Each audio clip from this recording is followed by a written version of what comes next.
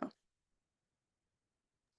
yeah, Alex. Hi everyone. Thanks, Rachel. I'm Alex Richardson. I'm an associate director at the Prindle Institute for Ethics at DePauw University, where I'm also a faculty member in the philosophy department. So you're stuck with two philosophers for the next hour, I suppose. But I've been using and working with Ethics Bowl for the better part of the last 10 years. Since I was in graduate school, and I was previously the director of the National High School Ethics Bowl program, which is a really cool extension of the Intercollegiate Ethics Bowl, of course, to younger kinds of students. So, as I'm very excited to have this conversation as always, but one of the things that'll likely come out of it is that this activity is such a deeply kind of portable one that kind of can influence students' educational goals throughout their lifespan. So that's something really excited that I'm sure we'll dig into a little bit more. So I'll turn it back to Rachel. I think the way we're going to run this session is each of us will say kind of a couple things up top just to kind of structure our conversation a little bit.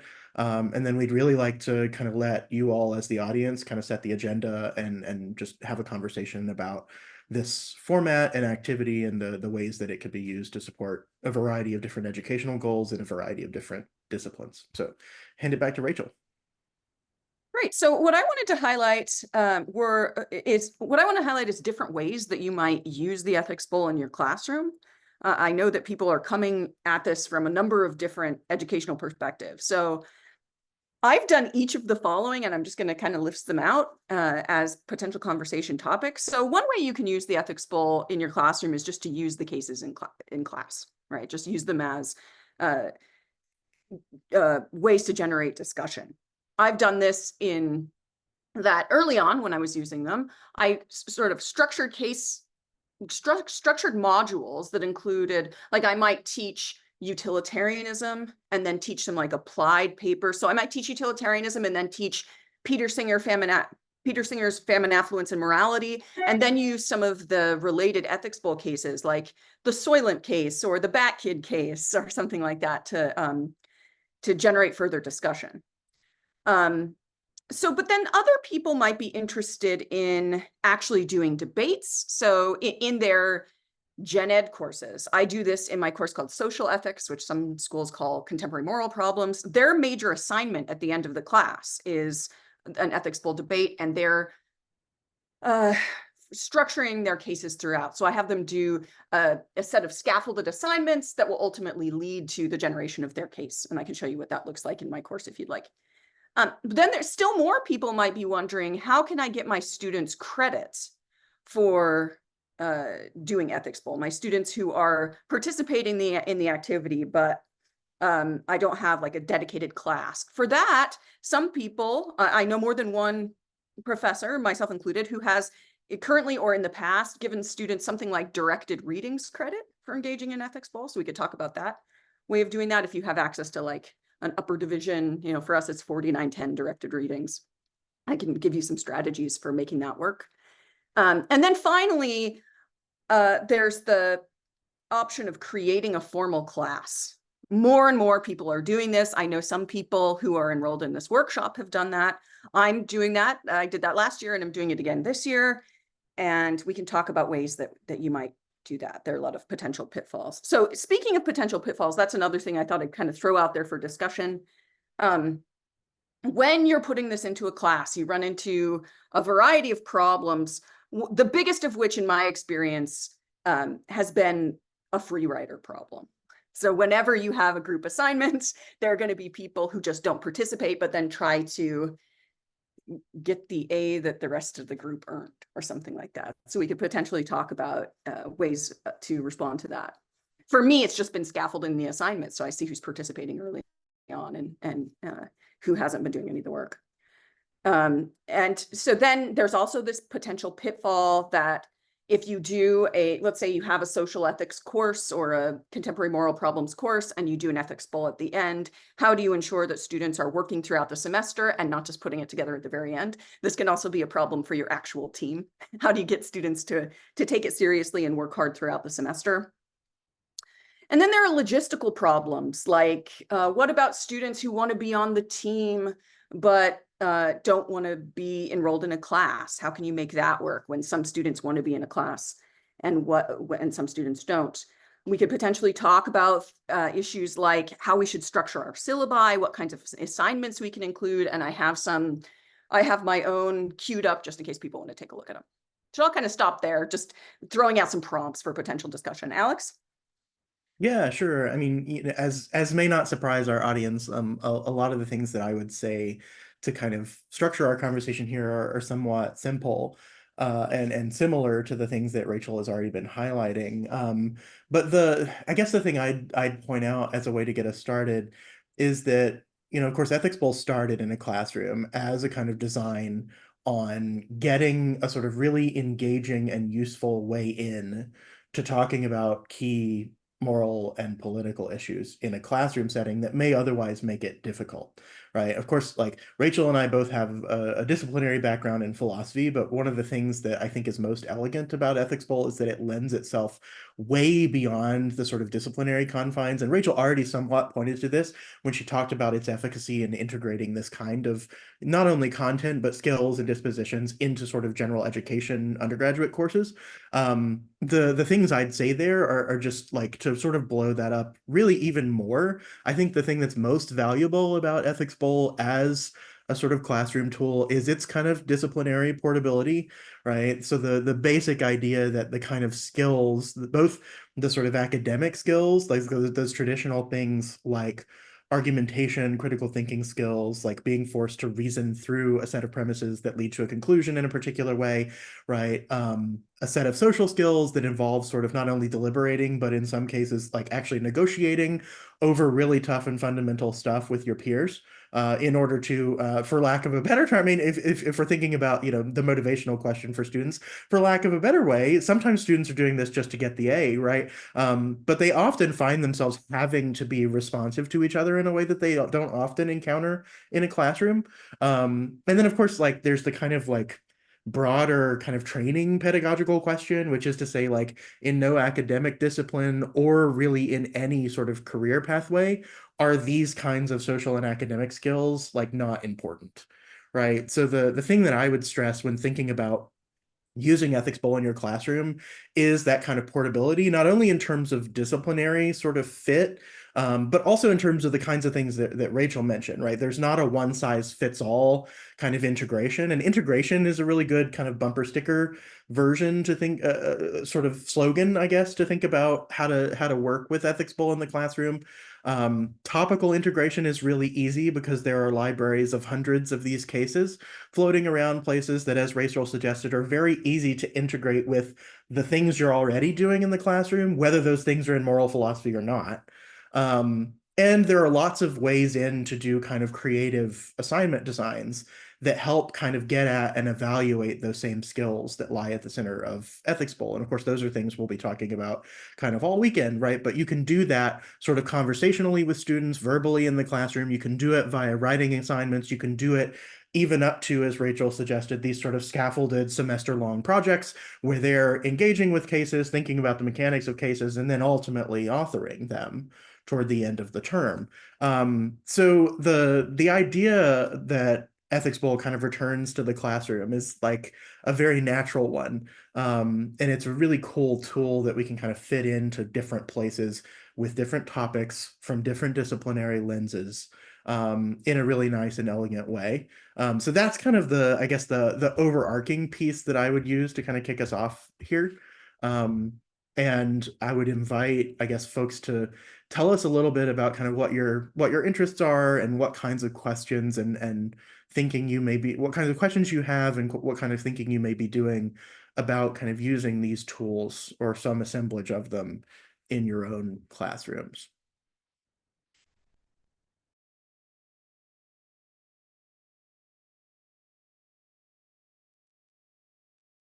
Okay, we Dana? got some hands. Yeah, start with Dana.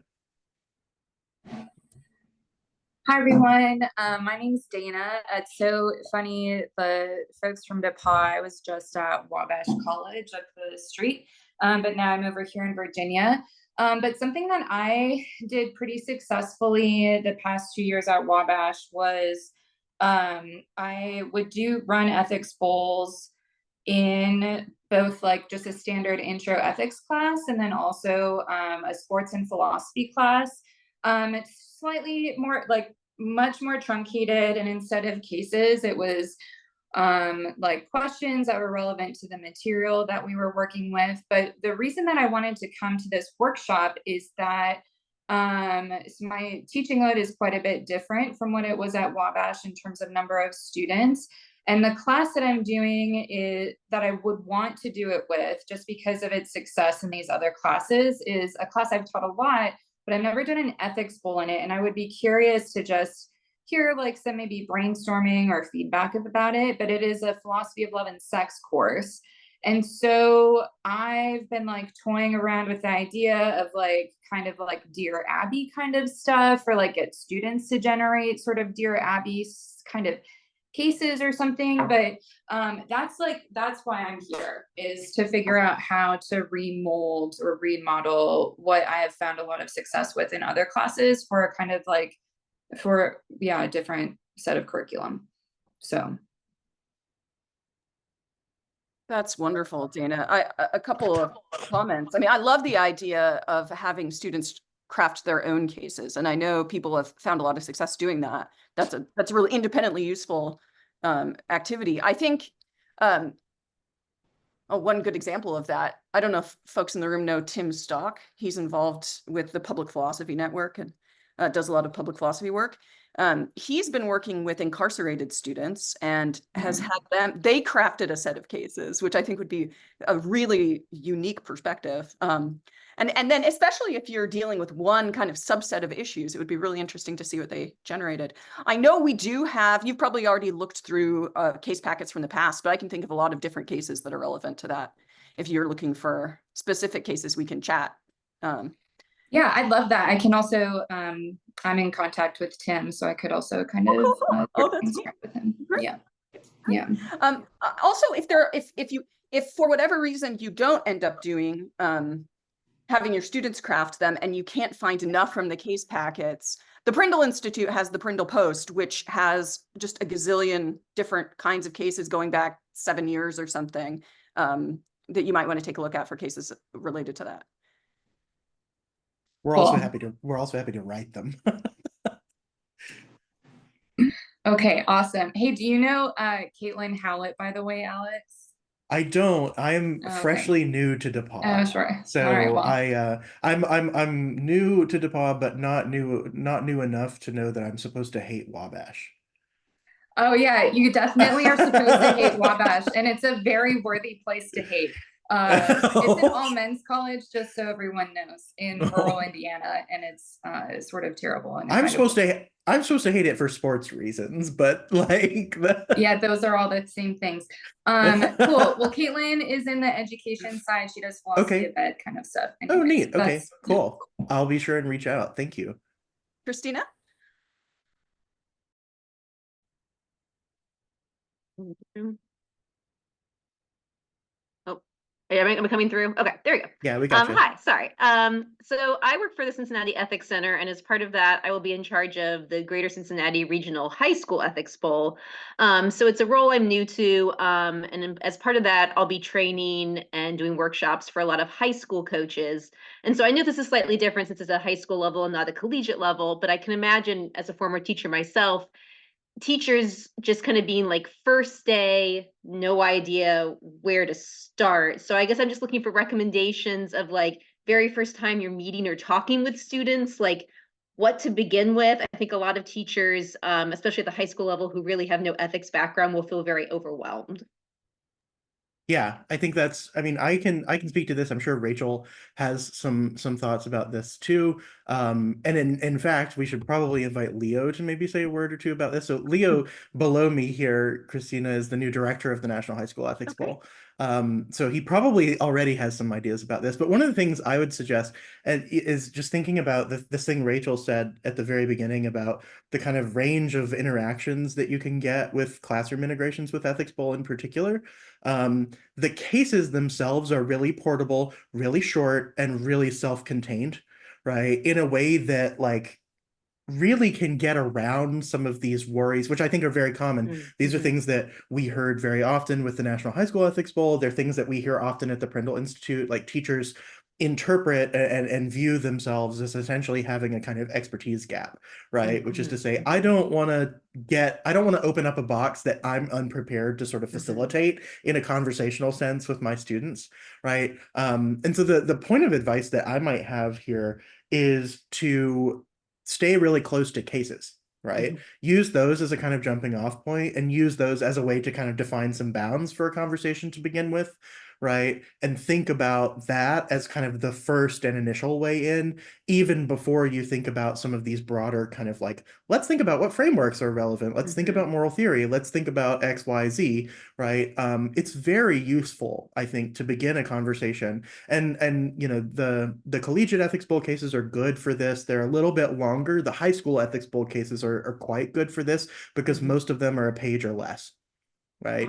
Awesome. It's a very easy thing that you can just give to new initiates, right? Be they teachers or students, and use that as a kind of a topical jumping off point that in most, if not all cases, are written specifically to non-specialists. Because the key difference, I think, between high school ethics bowl and intercollegiate ethics bowl is that intercollegiate ethics bowl students are much more likely to have had formal instruction in moral philosophy than the average American high school student. Right. So my advice in that space would be to stick close to cases, to keep things quite applied. So Rachel and maybe Leo too, do you guys have some thoughts on this? I just wanted to point out, I shared a couple of resources in the chat. These are resources that I have some experience with when I was a student at UNC in one of the classes that we ran there. But basically, it's, as Alex said, they center around cases. It's a great way to get started handling a case or a group of cases and to get your feelings initially out and then slowly work up to the point where you have like really concrete reasoning behind your beliefs in those cases, which I think is, you know, the point. But starting with that small group strategy guide, it's a great way to get students just, you know, talking about a case, collaborating on a case, and then moving through to an in-class bowl, and then eventually the memo, if you want, is sort of a more advanced way of formulating a structured argument about a case. But I think those are good resources if you have the chance to look at them. Awesome. Thank you. I'm going to largely keep my mouth shut on this question because we are lucky enough to have such a wealth of knowledge of high school principal in this room right now. So why don't Mark, I'd love to hear your thoughts.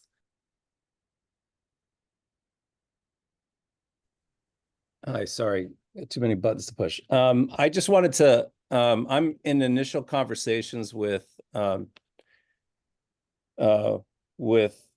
Ireland about bringing the high school ethics bowl to Ireland for their secondary education, and we're going to hopefully next summer do a workshop for teachers who don't even know what ethics bowl is. So at least Christina, these are people that know what it is. I'm going to be talking about people that don't have a clue. So, but here's what I was going to do. I was going to develop a case that's close to home for them, probably around public education and resources in education, and have them argue it as an ethics bowl. Put them in the teams and actually have them do it. Don't give them any tools. Just talk. You got to talk for 10 minutes, come up with arguments, and get them to actually experience the ethics bowl. And those who, like, obviously not every, it's, you know, if I have more teachers than I have space in an ethics bowl, some are going to just be watching, but they'll all get that experience. And I think once they have the experience of it, just as with our students, they'll get excited about it. So I just wanted to throw that out there as an idea. Yeah, I love that. Thank you. I know some people at the intercollegiate level do that, and it's a very effective strategy. Youngstown does it, and they are in the finals most years. So yeah. Maybe we can turn to Javier. Sure, thank you. So I talked a little earlier, but I teach at the University of Richmond, and I've been assigned to teach a class that's built around ethics bowl. Never done anything like this, so I'm kind of at sea a little bit. Okay, so I actually have a bunch of questions. I understand if we can't get to everything. But so here are some things that are coming up for me that I'm wondering about and I don't really know how to handle. So I want to have multiple, I want all my students to participate in Ethics Bowl, but I'm likely only going to have one qualifying team as opposed to multiple, given the region I'm in, it's unlikely I'm going to have multiple qualifying teams. And I don't really know how to handle that. Like, how do I pick the people for the qualifying teams? Is that like gonna create kind of bad vibes, right? If I like picking the most charismatic students and okay, I still have big questions about like the assignments for a class like this, and I would love to see anyone's course materials. If you're willing to share, that'd be awesome. I would totally be willing to share my own once I have them, but I don't have them. Uh, Another question I have is what happens once Ethics Bowl is done? So it's typically done around mid-November. What comes next, right? Like it's all building up to Ethics Bowl, but in my school, I have about a month left of school. Okay, so those are some things that are percolating for me. I have more to go from that, but that's the start. Well, so yeah, on some of the coaching points, I think I defer to Rachel. She's been coaching a little longer than me, but I can say a couple things. I mean, so one, I don't have good guidance in particular on how to select who team A, who team B are, right? And in particular, like there's lots of things you'll need to do to navigate your students' personalities and their kind of relative relationships of seniority and things like that. The one of the things I can offer as a point of advice, I know Rachel, the rules committee is like kicking around eligibility changes here, but one good way that your second team could likely participate is to participate and still get the experience is to participate in IEB's virtual regional. Yeah. And so like it doesn't, you can run them through another region. They don't necessarily have to qualify there, right? But they get the competitive experience. I mean, so that's like one sort of like consolation-y kind of discussion. On the second question, um, can you frame that up for me again? I'm sorry. I'm like I So was yeah, I thinking threw a in lot one at place. you guys, but No, that's okay. the one thing I was just curious about is like, so for example, I would just love to see like some people's to just get a sense of where to go with this is like love to see some people's course materials because I'm kind of starting from scratch here and I don't really know what I'm doing. Mm, And it's often super helpful for me. It's no surprise that it's really helpful when building a new class to look at what other people have done yeah, and kind of take it from there. yeah. So it'd be awesome if you can point me to somewhere or if you guys would be Mhm. willing to share some of your own, that's so awesome.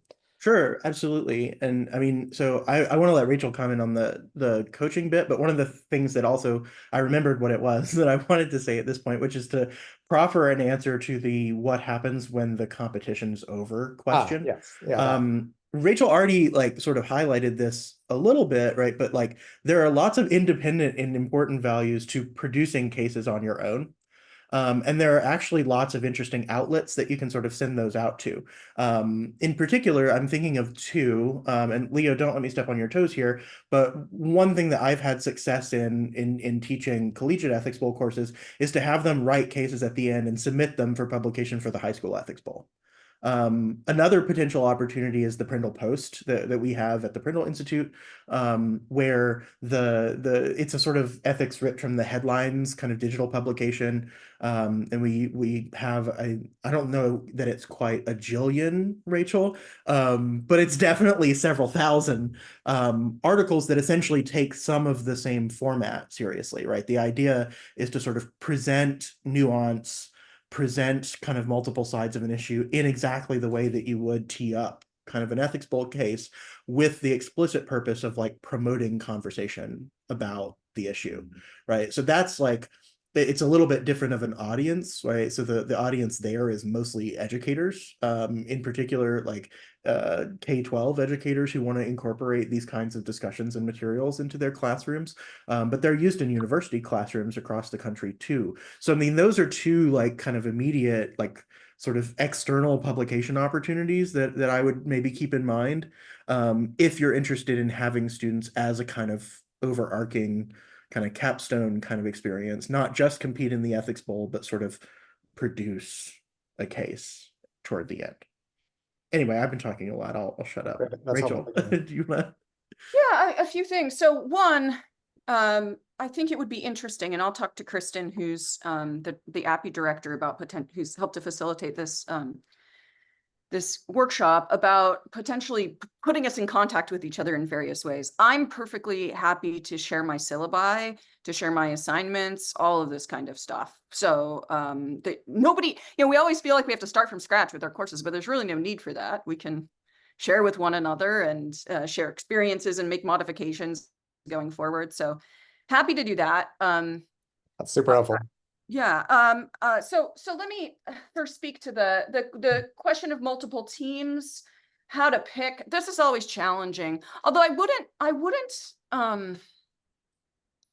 be too scared of making selections on the basis of what you take to be merits, and letting the chips fall where they may, because for me, what I found is that students like the idea that they demonstrated that they were good enough to make the A team, and then teams that competitors that didn't kind of up their game and eventually end up advancing, right? But then, of course, if you're doing it as a class, the question is, is this repeatable for credit? Because if that's the sole feeder into the team that's going to compete, then you're at a disadvantage, because I mean, what most schools have is a group of students who compete over and over again throughout the duration of their college experience. And so Yeah, that's a challenge, right? I mean, for us, the course that we have is repeatable for credit. And then at the point at which, but it's only twice, but at the point at which it's not repeatable for credit, we have incentives like activity waiver scholarships and things like that for students to continue to compete. So yeah, but it is then not repeatable for us. We it's can't not do that. repeatable. Yeah, Okay, we're so not allowed. that's an interesting problem too. Yeah. So I mean, one thing that we might do as a community, those of us that have courses like this and face a similar problem, is to have some sort of competition amongst the teams that aren't going to compete at the regional competition is an option, because I don't know where the rule change is going to go with the rules committee in terms of what the virtual bowl looks like, but virtual now is a real option that schools around the country could compete against each other. So that's something we could think about. I don't know how plausible it is for year one here. But another thing that you could do to deal with that problem, I like Alex's idea of writing cases at the end, but you could also have a competition among the teams in your class at the end. Yeah, I was very curious about what you said about an ethics bowl final. Like, yeah, that would be the final itself, would be an ethics bowl that you would just organize informally. you know what's lovely about that is, and just self-interestedly, like if you have them preparing throughout and then their final assignment is an ethics bowl, I think it reduces stress both for them and for you, because then there isn't It's easy to evaluate. right then you're judging in the day. I mean, I love it in my social ethics class because I'm doing it, my ethics bowls are happening the last 2 weeks, and so my job is just to judge and provide written feedback in those classes the last 2 weeks. And I don't need to worry about tests, and I don't need to worry about papers, because they've been essentially writing a paper throughout the course. And I've been providing feedback throughout. And so it makes my job a lot less stressful at the end of the semester. Awesome. Yeah. Super helpful. Thank you. Yeah. Okay, Edison. Hi, everyone. My name is Edison. I'm a PhD student at the University of Pittsburgh right now. I participated in the Ethics Bowl when I was an undergraduate student at Marist College. I took a course, that course was repeatable for credit, and it was specifically an Ethics Bowl course. It seems to be what Rachel was describing. Interestingly, it was run through the business school, and that was a nice touch, I thought, because the class was mostly business students. I was coming at it from my philosophy minor angle, but one of the things that we did in undergrad that was nice to have, it turned out it was before the competition, but you could do it after. In addition to studying the cases and preparing for competition, we talked through the cases at a leadership workshop that our school put on. Throughout the year, Marist had it as an emerging leaders program, and one of the slots was devoted to the members of the ethics team talking to the folks in this workshop about the cases and asking them to share their thoughts. Because it was before the competition for us, it helped us prep, but it could also be a nice exercise for after the competition, and that can have a lot of students involved. I've also been involved with Ethics Bowl the past year as sort of like informally advising Pitt's ethics club. A few undergrad students had started an ethics club. They had experience with the high school ethics bowl, and I let them know that there was a college version of this as well. So because I was the only one who had prior experience in the competition, Pitt didn't have a team, I was giving them some guidance for how to prepare for the competition, a lot of what we learned in the opening introduction. And so it wasn't run like a class, it was run like a club. It was 1 hour a week, late at night. And I will say it was, the dynamic of that might be interesting to any educators here. Because I didn't have any authority, I was just like there, someone who had experience. It was a very open environment and everyone just chimed in with their thoughts. But I did a lot of shutting up and taking notes and trying to help them organize what they had, but not so much impart my own opinions. Thanks, Edison. That's all great. And it reminds me, I liked what you had to say about at this workshop, working through cases with other populations. And it reminds me too, I had lunch with Karen Mizell the other day. I don't know if some of you know her. She's wonderful. Was really pivotal in getting both the Wasatch region started and also the Utah High School Ethics Bowl. What she's looking to do at UVU, where she teaches, is to make her course have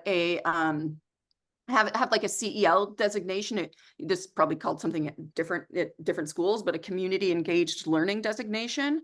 And I think I'm going to follow her on this. And so what she's doing is, and this is an idea for that second bit of the bit of the semester after the competition, is she's having her students go out and work with high school students. And so that's part of the grade. And then also they get a little, at different schools, you might get like community engaged learning points or certificates so that the student can graduate with that sort of distinction. And I do ethics bowl in our prison. And so that's a way that I can get a community engaged learning designation on my course too, is to have the students working with the incarcerated students. There are different ways you could do that. So that's another option. It's worth noting a lot of schools have structures like that, like Rachel just mentioned, outside of coursework as well, right? Students have to do like a certain number of community engagement hours, sometimes for minor programs, sometimes for other things that they're parts of. So as another example of this kind that's co-curricular rather than curricular, we have an undergraduate internship program at the Prindle Institute where it's essentially like an extracurricular affiliation program, right? It's kind of they get like a transcript designation, but it's not a course sequence, essentially. But the sort of service idea is a really nice one, right? We typically we do this in a variety of ways. Sometimes we directly send them out to coach high school ethics bowl teams. In other cases, and I like the sort of workshop model, we have this series of classroom workshops that are aimed at not just high school students, but also toward other undergraduates as well, that revolve around the ethics bowl model, right? They evolve around like particular ways to analyze a case, particular ways to start discussions. And so we've actually seen like interesting cases where students take these to their own communities, not just courses, where students request that like Prindle comes to their courses and deliver these workshops, but students have been taking them to their fraternities and their sororities and their sports teams, right? So it's really, I think, like that kind of model, right? And again, I mean, like, stress the portability bit, right? And abstract a bit from the sort of like, the goal is competitive, the goal is to form a team, the goal is to go to an event, right? Like I think you free yourself up to do all kinds of creative things when you think about these more expansive kind of models where this is really just a portable set of methods. Yeah. Thank you both for mentioning the co-curricular idea there too. Pitt has something like that, and I should look into whether we can get that from them. Great. Terry. Yeah, hi everyone. And thanks for doing this. I am on the College of Business faculty at Doane University in Nebraska. And then I also serve as program chair for one of our graduate programs.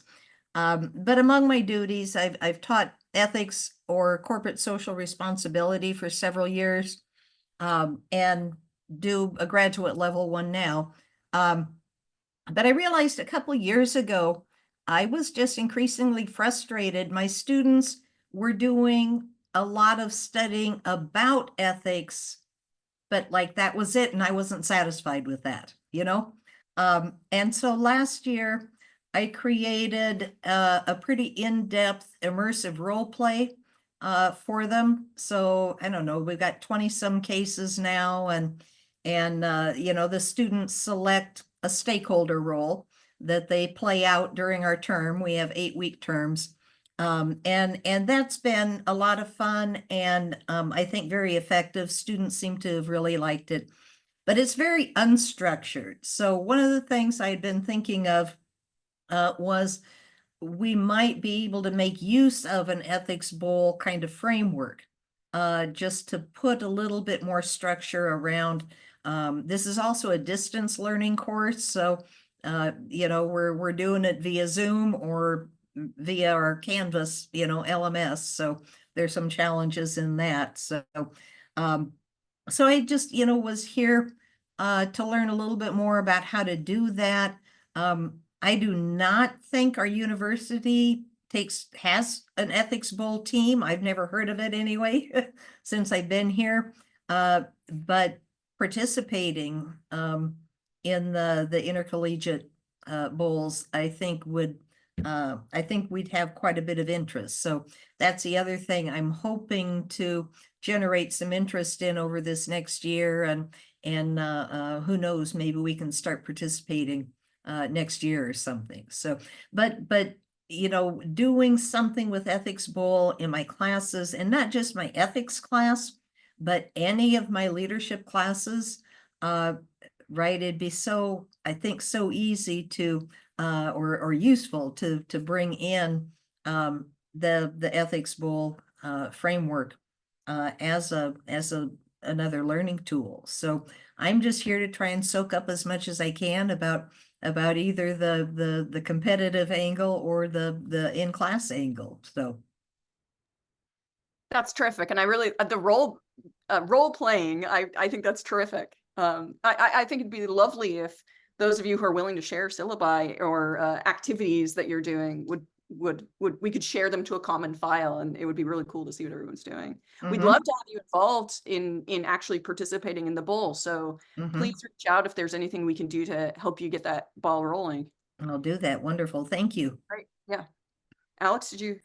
I was just gonna, the thing I would add just is you're right to pick up on like the fact that there are both classroom and extracurricular opportunities, but I just want to sort of give credence to a lot of the things that have already been said, and that those things are very easy to fuse in ways that I think can be really transformative for students, whether they, you know, end in competitive victory or not. Right. So I think like one of those interesting kind of overarching values of the Ethics Bowl is the fact that the values persist even when you lose, right? Or even in some cases, like when we're thinking about building these things into classes, like the values and the skills persist even when you actually don't make it to the competitive part, right? Now, of course, that's fun, that's great, that has all kinds of draws for students, and we take that very seriously, right? But like the idea that you can sort of use the methods to preserve what's really good about this activity in lots of other ways that don't necessarily require you to sort of immediately in a single year build the infrastructure to field a competitive team. Right. Right. It's very useful, I think, to have kind of a range of plugins here. Yes. Yeah. And I do love the idea of framing some kind of a final for a course around the Ethics Bowl. You know, my my students are non-traditional generally. And the last thing they want is one more final test or final paper. And it's like, no, I think this can be much more meaningful to them. So this will be good. Terrific. Hannah? Hi, thanks for doing this. This has been really, really useful. I sent a message earlier to Javier saying that I would be happy to share a syllabus that I'm currently using for summer B. I'm a philosophy professor at University of North Florida. And we do a lot of stuff with the ethics bowl. My question actually has more to do with something that you just said a minute ago, Rachel. I am really interested in being involved with like our prisons and inmates, bringing philosophy into the prisons, especially ethics bowl. Ethics bowl is like near and dear to my heart. I would love some more information on what that looks like, how you go about doing that. Like, yeah. So Is Kyle still here, Rachel? I don't see him. I think I only see one page of people, and Okay. so there are lots of Yeah. different angles in. Kyle Robertson at UC Santa Cruz, it has done a lot with this. Mhm. I've done ethics bowls at the prison in Utah, and it can be kind of tricky. It took us a couple of years to find our way in. Does your university already have a relationship with the prison? Like, are you offering courses there? Do you know? I think that we are, but I'm not certain. I don't know if the philosophy department does, but I know, like, for instance, the drama department has done some performances and stuff at some of the prisons around. It's So really cool.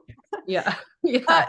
So what we ended up doing was because my husband and I, Richard-Greene, he teaches at Weber State in Utah, and I teach at Utah State, and neither one of our institutions has a relationship with the prison, but the University of Utah does. So we ended up asking the University of Utah because what we emailed various people at the prison, and just over and over again didn't get a response. Okay. Yeah.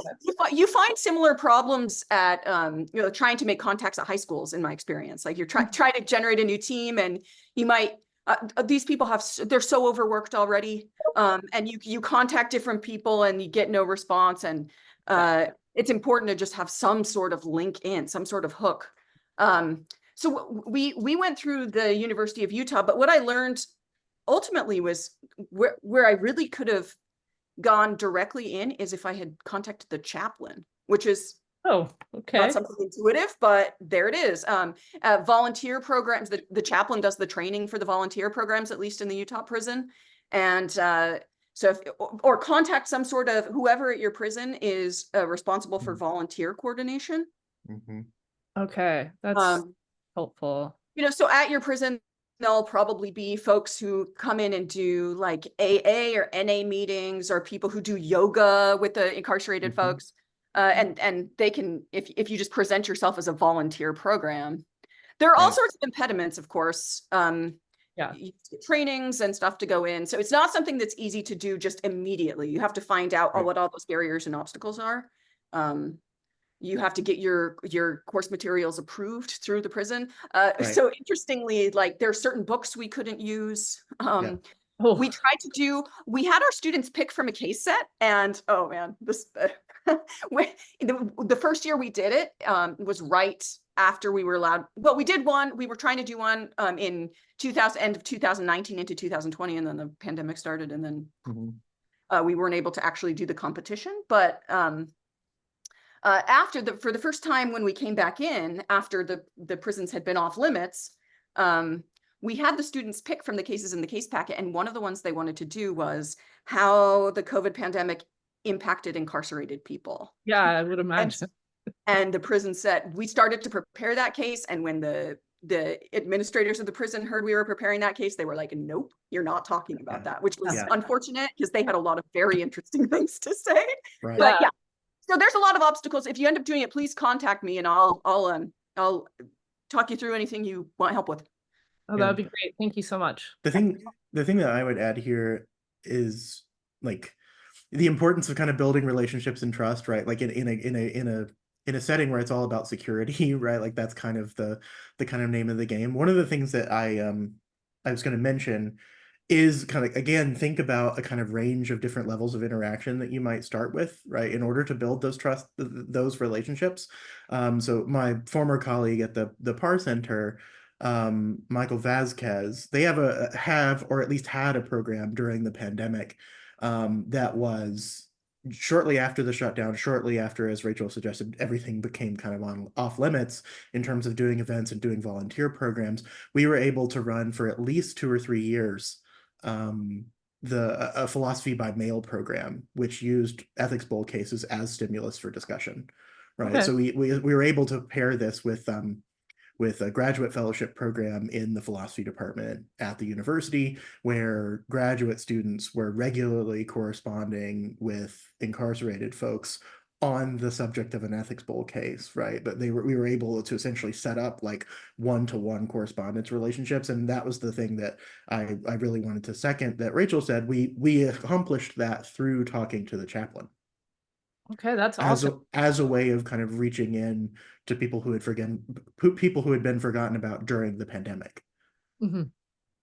Well, I'll just add too that if this ends up happening for you, I had a phone call with Tim Stock. I'll bring up Tim Stock again, about starting a region. Now, it's unlikely that a region of incarcerated students would be able to participate at the national bowl just because of all of the logistical issues. Like what you'd find when you go in there is often you won't be able to, you run it as a class or whatever, and you won't be able to start the class for like an hour until like an hour after you were intending to, because all of the people in this block were locked down or something and they weren't allowed to move, or you're just told go home, we can't do it right now, or in the middle of class everybody has to leave. So it's just, I think there might be too many practical issues for there to actually integrate incarcerated students into the IEB. But and especially because like there are also eligibility issues, like some of them have advanced degrees and stuff, and that just would make them ineligible to participate in IB. But anyway, Tim and I were talking about potentially having incarcerated students compete against one another via Zoom, and that's seeming in the past. Access to the internet has been pretty severely limited, such that would have been something realistic. But I think that that's starting to change. Now that there are sort of more controls governing Zoom and things like that, and people are more aware of security issues. So that's something, if you do get a team up and going, let me know and we can maybe talk about how we might compete. Yeah. Awesome. Well, thank you. Yeah. Any other comments or questions?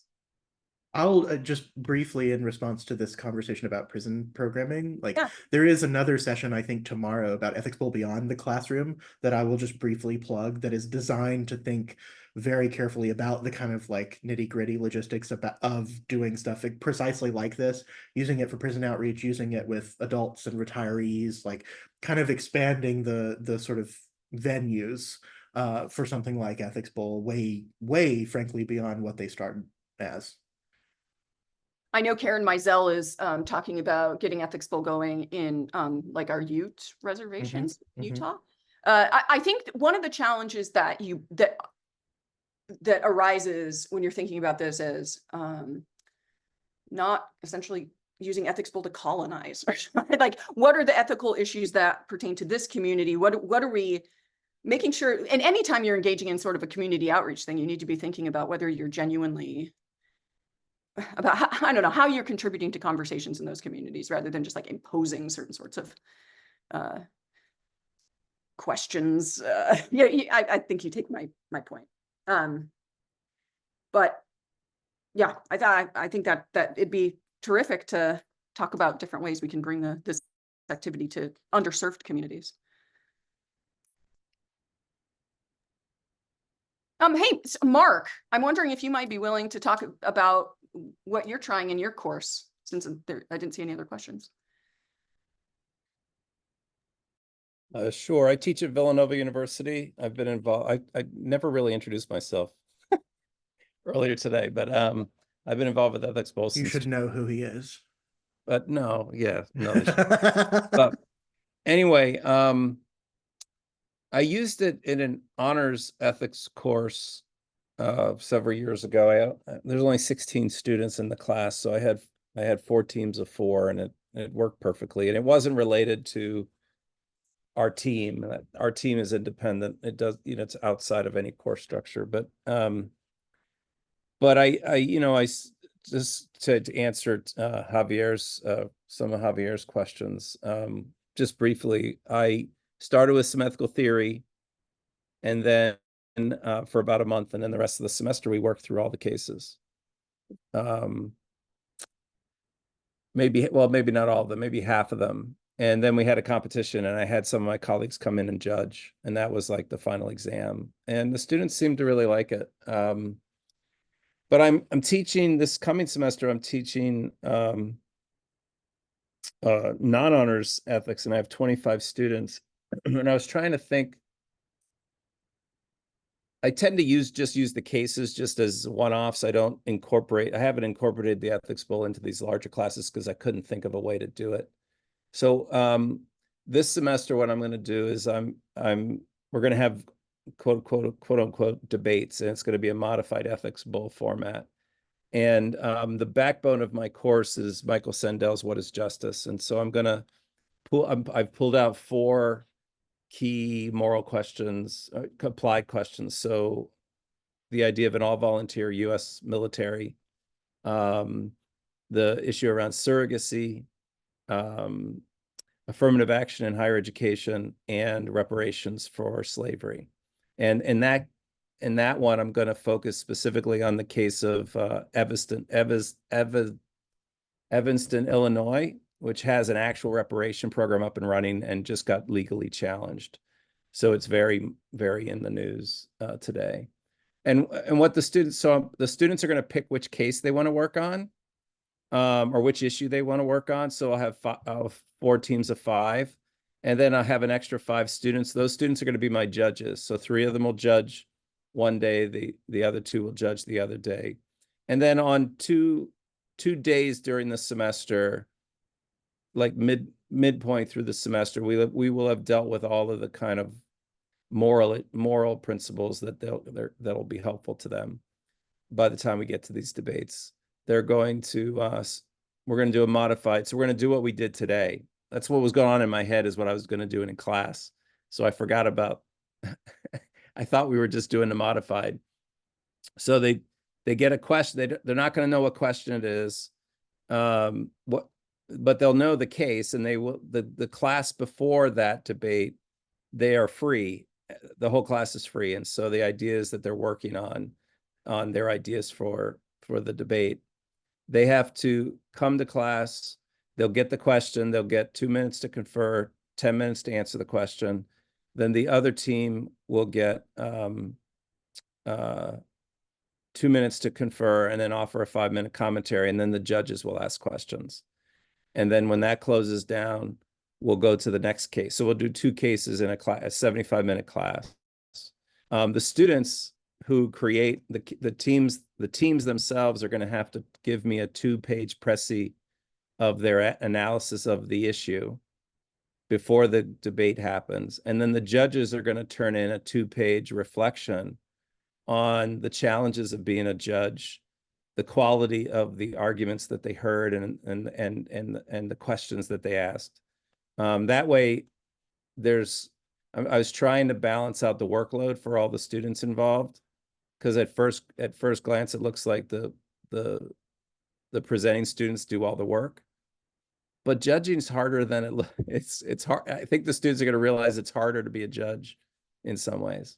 Anyway, that's what I'm doing in my class. We'll see how it works out.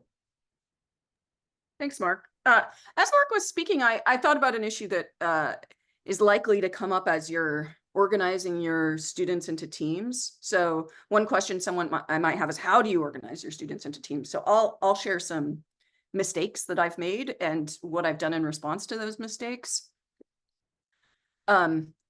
So what I used to do, I wanted to give the students as much time as possible to work on the cases, and I wanted to make sure I was starting those early scaffolded assignments, very early on, so they're thinking about this. They're not just doing it at the last minute. So I'd randomly sort them into groups using my LMS, which is Canvas at Utah State. But I found that there are some pretty significant drawbacks to doing it that way.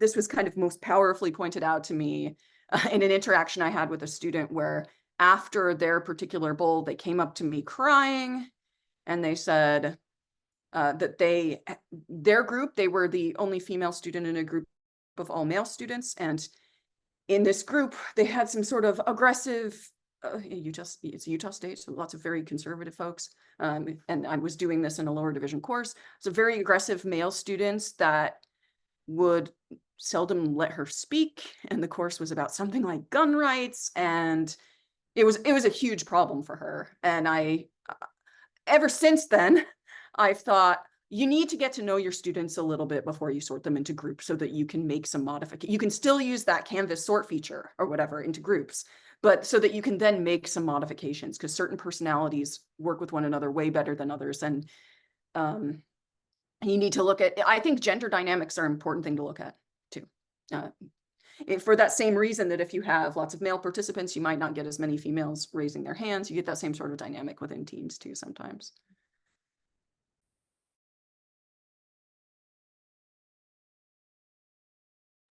Okay, other questions or thoughts?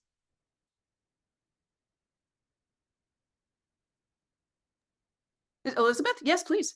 Yeah, I was wondering if anybody has done this co-teaching, assuming it's a school allows it. Like I was interested that what Edison said, because I teach in the business department at my school and teach law and ethics. So I kind of want a philosopher along for the ride. But I was wondering if anybody had experience with that and how that worked out. I can't say that I've had experience yet, but in this semester I am co-teaching, although it is with another philosopher. But I think the idea of interdisciplinary co-teaching is excellent. And I think this venue, for a lot of the reasons that I mentioned earlier about sort of the methodological portability here, like really lends itself to that kind of thing, right? In a way that, like, you know, trying to teach a course about practical ethics generally might not, right? And so like the Ethics Bowl format invites you to stay pretty close to the cases, which create narrative and stake for not only the students, but for the instructors of the class too, right? And so I think it really allows, especially if they're in something kind of nearby that's sort of broadly normative, right? It gives interdisciplinary expertise a real way to shine in the classroom, I think. So I haven't done this with a non-philosopher either, but it strikes me that it would work well. It's the kind of thing that lends itself to crossing those disciplinary boundaries fairly easily. As long as you don't, like, you know, end up having protracted arguments about the nature of ethics in front of your students or anything like that, right? Well, we have Matthew, who's a longtime laborer for the Ethics Bowl. Matthew, please share. I was going to respond to that. So I've not team taught an ethics bowl course, but back in my days as a philosophy professor, I'm now a business professor, so maybe I co-teach it myself these days. We used to do that with engineering ethics. There'd be an engineering professor and a philosopher in the philosopher would sort of handle the main class that did the theory, but then there'd be both of us when we did a lab when we did all the cases, which is very similar to ethics bowl in that it was case-based, and then at the end we might even set up a competition, and that was wonderful because then you had someone who was an expert on all the engineering stuff, and you had someone who could handle all the moral theory stuff, and that was a great model. So yeah, if you get someone to do that, I think that would be a wonderful thing. And I'm also glad that there are business folks around. So hi to all the business folks. One thing I'll also add, thank you, Matthew. Another way to get interdisciplinary approaches going as part of your preparations or your courses is to invite professors, and even if they're not co-teaching, invite them in to talk to your students about certain issues, or to serve as judges when they present certain kinds of cases. We had a case some years ago, 3 or 4 years ago, about the Green New Deal case. We had someone from our climate department come in and listen to my students present the case and provide some counter perspectives and things like that. And it was really useful. It was one of the most useful things we ever did. Okay, it looks like our time is up for this session. I want to be respectful of your time. So thank you all so much for coming to this session, and please don't feel free, or please, I was looking at someone's message. Please feel free to reach out if you'd like some assistance. We're happy to help you. And I'm going to work with Kristen to get some materials prepared so that you have some syllabi and things to look at. All right, thanks, folks. Thanks, everyone. Bye.